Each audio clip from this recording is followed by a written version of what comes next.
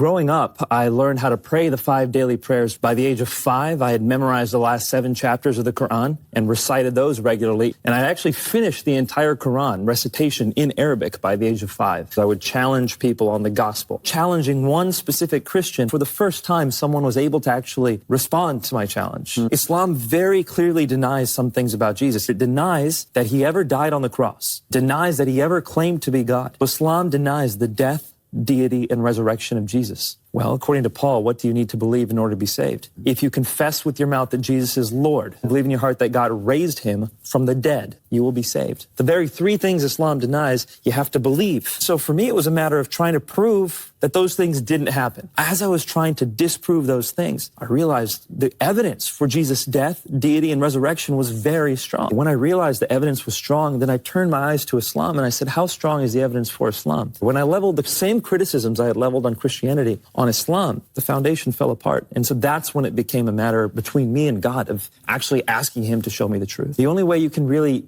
get guidance directly from him is through dreams. This dream was powerful. In this dream, I was standing at the threshold of a narrow door. At the other side of this doorway was a room that was set with a feast. And I knew in my dream that that room was heaven. I wanted to get into that room, but I couldn't, because at the other end of the doorway was my friend David. I couldn't get in because he was blocking the way, and so I looked at him and I said, David, I thought we were going to eat together. And he says, you haven't responded. When I woke up, I told my friend David the dream. He said, Nabeel, this dream is so clear. Just go to Luke chapter 13. And when I opened it up, there was a section there that was titled The Narrow Door. And when I saw it, my heart just stopped. What it says is Jesus was going through the towns and villages preaching the good news.